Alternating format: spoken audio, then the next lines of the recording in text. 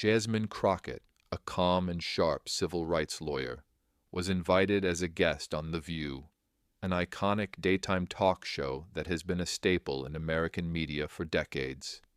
However, what started as a routine appearance quickly escalated into an ambush. The hosts of the show, led by Whoopi Goldberg, had no intention of engaging in a fair discussion with her. Instead, they set her up, transforming the segment from an opportunity for meaningful debate into a spectacle designed to tear her down. What followed was more than just a tense moment on national television. It was a calculated and orchestrated attack on her character, qualifications, and place in the conversation. What the network didn't anticipate was Jasmine's unwavering composure in the face of cruelty, nor did they realize the force of her legal response. Weeks later, Jasmine Crockett fired back, not with outrage, but with irrefutable evidence that would shake the very foundation of the media empire that tried to publicly humiliate her. The result was staggering, an $800 million judgment against ABC. The moment that broke, not just the reputation of a talk show, but the confidence of an entire industry. How did one woman, one lawyer with no platform, no spotlight, no fame, bring a $100 million per year empire to its knees? This wasn't just a courtroom victory. This was a defining moment that sent shockwaves through the media landscape. When the judgment came down, it reverberated through newsrooms like a bombshell. Jasmine Crockett wins $800 million defamation case against The View. It wasn't just a headline, it was the beginning of a seismic shift in media accountability. For the first time, a network with the power to influence millions was held accountable for its actions. Its treatment of a black woman disrespected, underestimated, and dismissed on national television. This wasn't simply a lawsuit. It was a moment that reverberated across the hearts of millions who had watched in silence as networks for years manipulated and humiliated people for ratings. But Jasmine Crockett didn't respond with the loud noise expected of her. Instead, she fought back in the quietest and most powerful way possible, with silence, composure, and facts. And when the media tried to downplay the importance of the case, dismissing it as a one-off, an anomaly, Jasmine's victory made it clear. This would no longer be business as usual. To the casual viewer, Jasmine was just another guest, another conservative voice brought on to be cornered, poked, and chewed up for entertainment. But for anyone who looked closely, it was clear that this wasn't a debate. It was an ambush. The way they spoke to her, the way they smirked, the way they subtly interrupted her, everything was orchestrated for one purpose: to tear her down and use her as a pawn in a scripted show. But what they didn't realize was that Jasmine Crockett was no pawn. She was a lawyer with integrity, with a history of overcoming adversity, and with a sharp mind that could not be silenced by scripted insults. And when it became clear that the producers of the show had not invited her for a real discussion, but for their own cynical brand of entertainment, Jasmine didn't fight back in the ways many expected. She didn't raise her voice. She didn't engage in the dramatics. She didn't allow herself to be swept up in the chaos. Instead, she sat still, maintaining her composure as the show continued its scripted assault. And in doing so, Jasmine showed the world the real power of grace under fire. What happened on that stage wasn't just a few moments of tension. It was a planned, calculated effort to humiliate and discredit her. From the moment Jasmine stepped onto the set, she knew something was off. The smiles on the hosts' faces were too rehearsed, too perfect. The tone of the questions they asked wasn't about engaging in a thoughtful, respectful debate. They weren't interested in hearing her views on the issues. They wanted drama. They wanted a viral moment. And so it began. The first strike came from Joy Behar, one of the longest-serving co-hosts of the show. Bahar, with her biting wit, smiled and said, "I guess Jasmine's here today because she's trendy," with an edge to her voice that was clearly meant to mock. The audience responded with weak, awkward laughter, a sign that they didn't know how to react to what was essentially a dismissal masquerading as humor. But Jasmine, poised as ever, didn't flinch. She remained silent, her composure becoming her greatest weapon. Then came Sonny Hostin. Hostin, who had been the one to challenge Jasmine on her qualifications during their previous exchanges, leaned in, her posture controlled, yet calculating. "Let's not pretend this is about qualifications," she said, her words cutting through the room like a blade. "You're just here because of a diversity program, aren't you?" The accusation hung in the air like a cloud, sharp and deliberate. The room fell silent. The audience waited, unsure of how to react. And again, Jasmine did not engage with anger. She stayed composed, knowing that their words weren't a reflection of her worth, but of their insecurities and biases. Whoopi Goldberg, who had been quiet until now, then spoke up. "Let's be real," she said, her voice calm and deliberate. "If it weren't for diversity programs, you wouldn't be sitting here right now." The words were not just dismissive. They were an attempt to erase everything Jasmine had worked for. The effort was clear. Reduce Jasmine to nothing more than a diversity hire. Someone who didn't earn her place, but was simply there because of her race. It was a tactic used to undermine her accomplishments, her hard work, and everything she had achieved. But Jasmine once again remained still. She didn't respond with anger or retaliation. She stayed silent. These weren't just questions. These weren't attempts at engaging in a fair debate. These were calculated attacks designed to humiliate. The show's producers didn't care about policy. They didn't care about Jasmine's expertise. They didn't care about the important issues she was trying to discuss. They only cared about one thing: ratings. And in order to get those ratings, Jasmine was the perfect target. But what they didn't realize was that Jasmine was prepared for this. She didn't need the spotlight. She didn't need the cameras. She didn't need to yell or cry. She didn't need to break down and become a spectacle for their amusement. She knew that what she had wasn't just a legal career. It was a reputation built on hard work, on dignity, and on a quiet resolve that would not be shaken by scripted insults on a television set. After the segment ended, Jasmine didn't immediately take to social media to express her outrage. She didn't run to the press to talk about how she had been mistreated. Instead, she did what she knew best. She called her legal team. She filed a lawsuit, but it wasn't just any lawsuit. It was a calculated, methodical response to the orchestrated defamation campaign that had played out on national television. Jasmine Crockett filed a defamation lawsuit against ABC and the producers of The View. She didn't rely on emotion. She didn't rely on her anger or outrage. She relied on facts. Her legal team began digging into the evidence, and what they uncovered shocked the world. The segment had been pre-planned, scripted, and orchestrated to break her down. This wasn't an accident. This wasn't a miscommunication.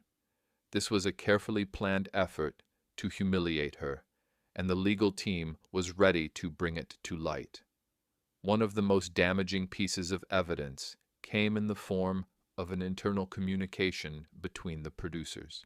A Slack message sent just before the segment read, "We need drama. Let Joy open. Whoopi will close hard." This wasn't about thoughtful debate. This wasn't about discussing issues. This was about creating conflict and stirring the pot. The producers weren't interested in hearing Jasmine's perspective.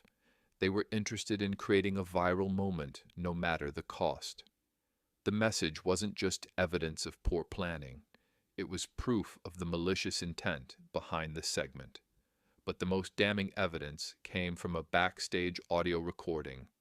In it, a production assistant could be heard saying, "She's stronger than I thought, but I think we got to her." The assistant's tone was one of satisfaction, pride even, that they had successfully caused emotional distress.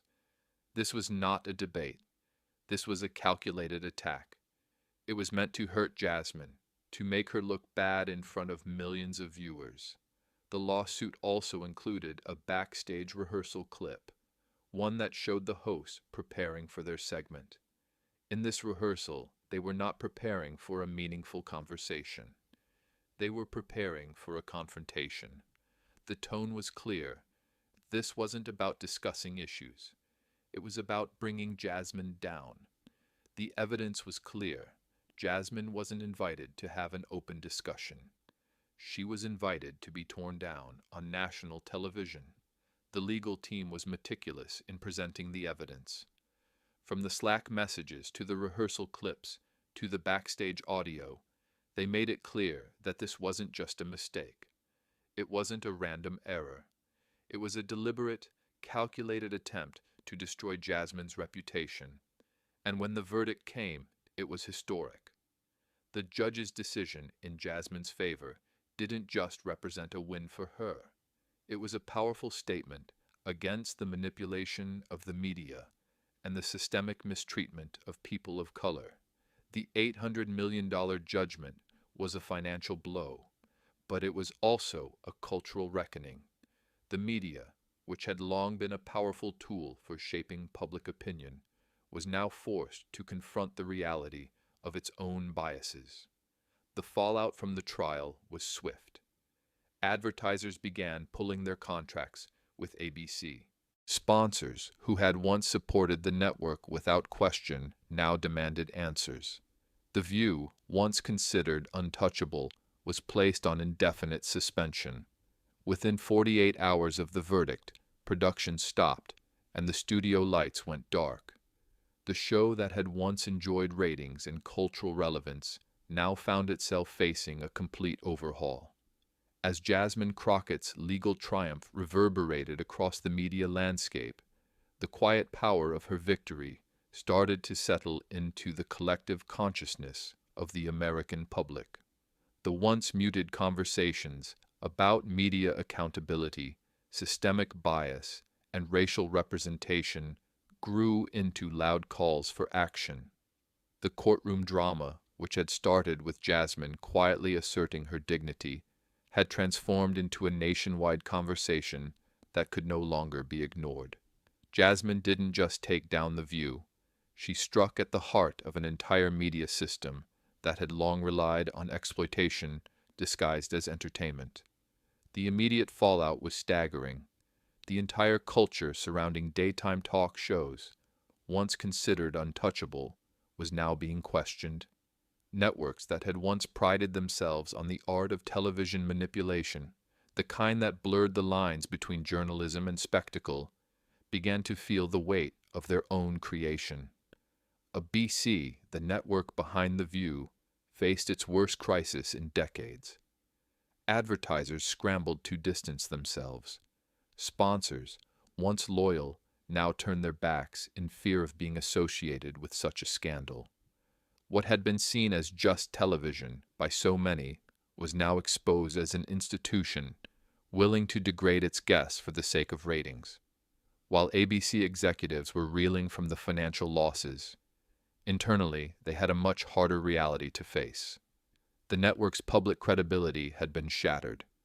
The View's abrupt suspension was just the beginning of a larger cultural shift. No one could ignore the massive financial cost. $800 million in damages was a monumental figure, but the long-term consequences for the brand would prove even more damaging. They had underestimated the power of one determined woman, who had not only sued them, but had turned the tables by using the very system they had taken advantage of, the law. Jasmine Crockett's victory wasn't just a legal win, it was a cultural reckoning. The media industry, which had long profited from division and sensationalism, was now facing scrutiny. As the lawsuit and its fallout dominated headlines, other media companies, watching nervously, started to reconsider their own editorial practices. No longer were networks safe from legal accountability for the harm they caused. Internal meetings at major television companies revealed growing fears about potential lawsuits.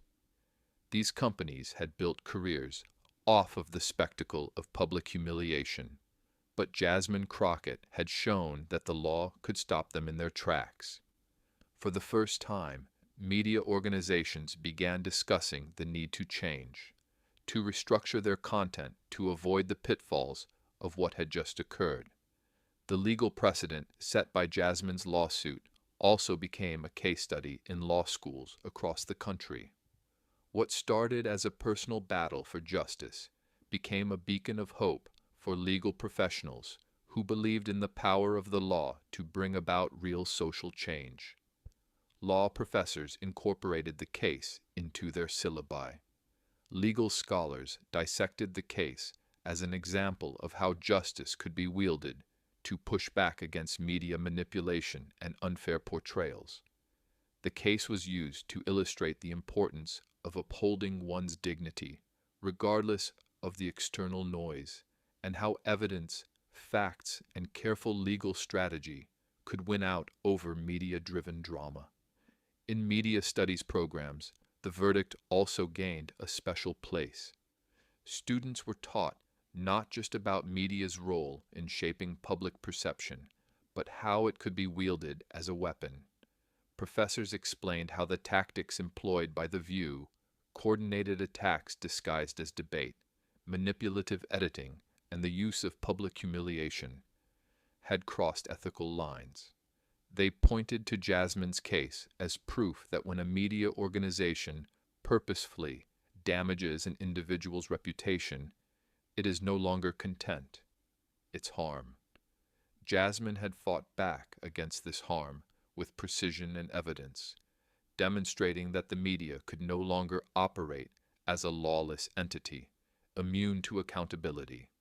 But Jasmine herself, ever humble, wasn't focused on what she had accomplished in the media or legal world.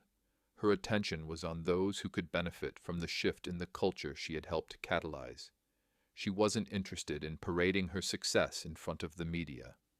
While others would have thrown press conferences or written books about their experiences, Jasmine stayed focused on what truly mattered, making a difference in the world around her. As the press clamored for sound bites and exclusive interviews, Jasmine disappeared from the limelight. She wasn't interested in accolades or validation. She posted only one sentence on her Twitter account. Justice doesn't need noise, it only needs persistence. It was a succinct, unapologetic message that resonated deeply with those who had followed her journey. The world expected a grand gesture, a media spectacle, but instead Jasmine reminded everyone that justice, true justice, didn't require fanfare. It simply required a steady, unwavering commitment to truth. Her message was clear. She didn't need the spotlight. She didn't need external validation. What she had accomplished and what would come next was enough.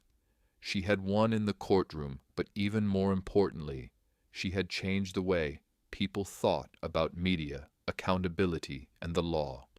It wasn't the media that defined her success.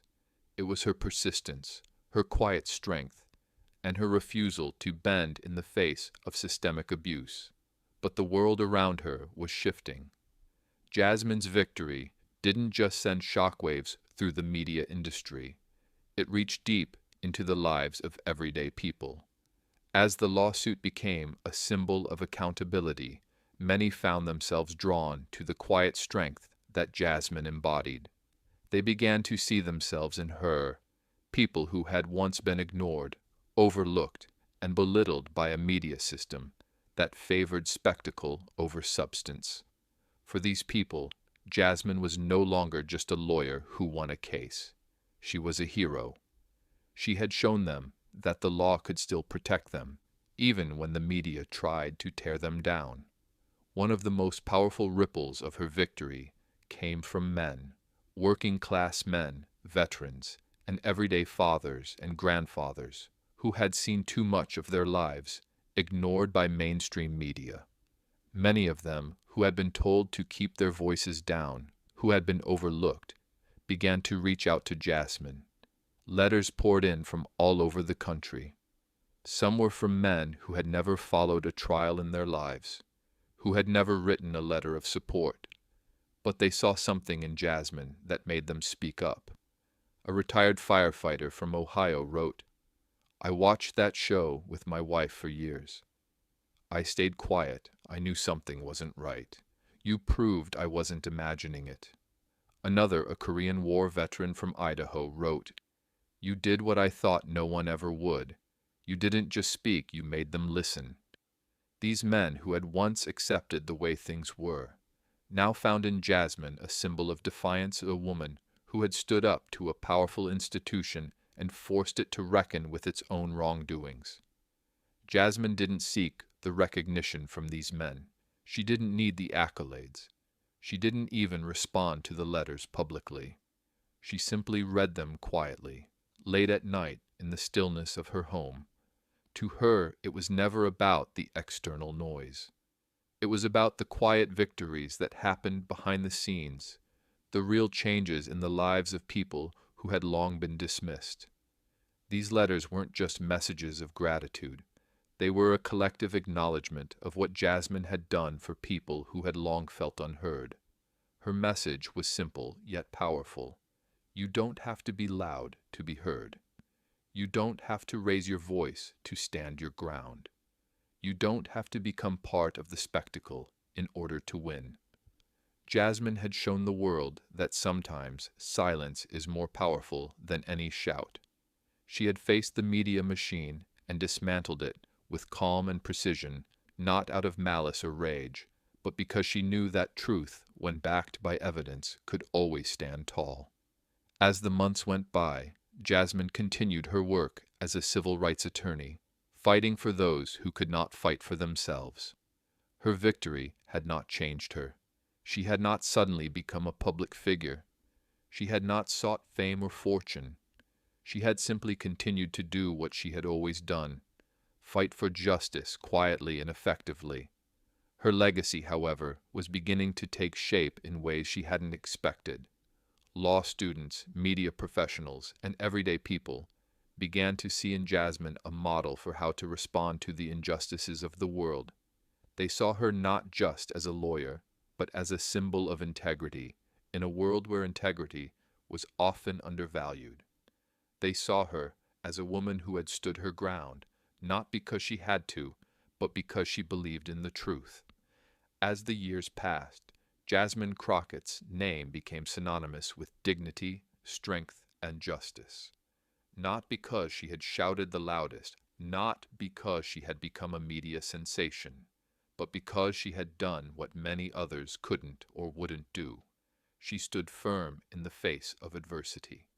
She took on the media industry and won.